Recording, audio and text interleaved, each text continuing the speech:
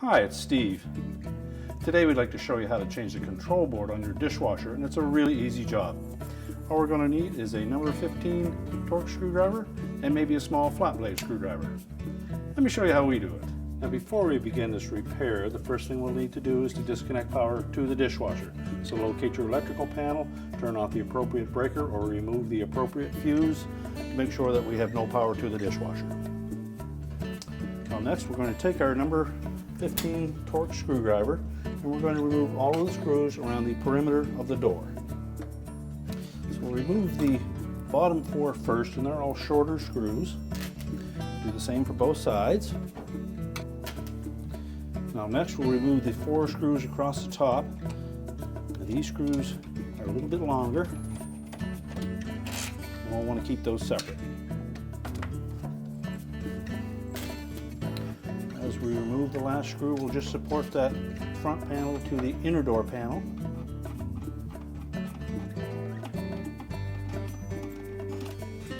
And we'll stand the door up. Let the outer door panel tilt slightly forward and then lift it off of the 2 retaining brackets at the bottom. We can now set that aside. Now next we can lift off the control panel, just lift up slightly on it, tilt it forward. Now our first step, since we've got the control panel removed, is to remove this thermal fuse. If you want to check your new board, it may already have this little plastic clip on it, and if it does, you can simply take a flat blade screwdriver, just go in behind this one,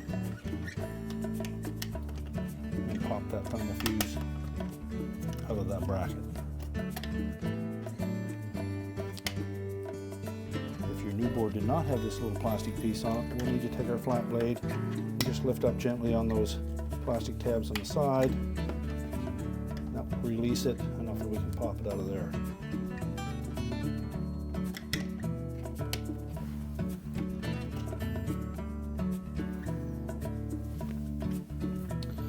Next we'll remove the large wire harnesses. So grasp the connector, pull straight off the board, tuck those out of the way. Now to remove the harnesses on the side, we'll need to take that control board out of the housing. So go to this bottom here, and we're just going to depress these little locking tabs while lifting up on the assembly.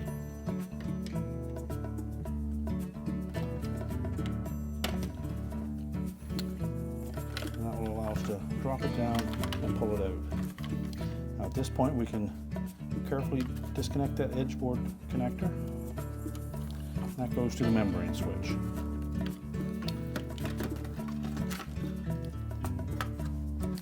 That now gives us access to these 2 edge board connectors here. So we're simply going to pull back on that little locking tab in the center, just gently,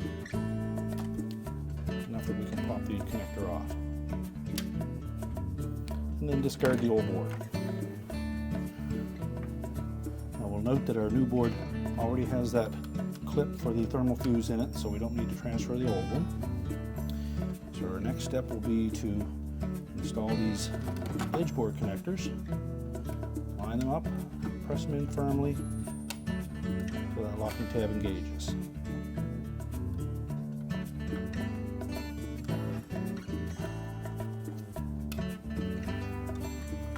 Next, reconnect the ribbon connector to the membrane switch. Make sure it's firmly seated on there. Next, we'll put the control board onto the control panel assembly. Make sure that both of those tabs lock in place. We'll reinstall the wire harness connectors.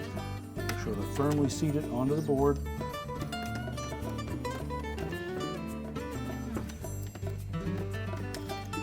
Pop that thermal fuse into position.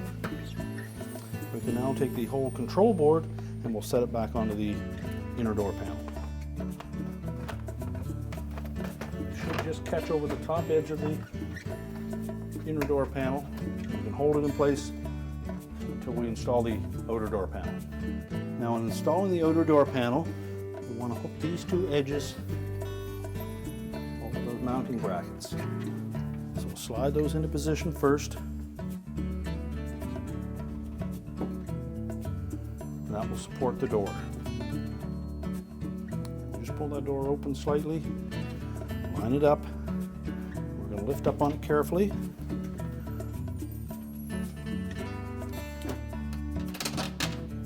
And install one of the top screws to hold it in place.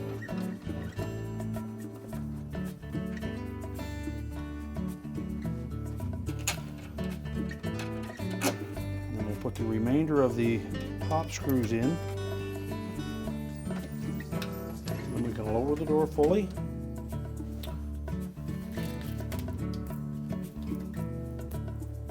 And then we'll install the shorter screws along the sides.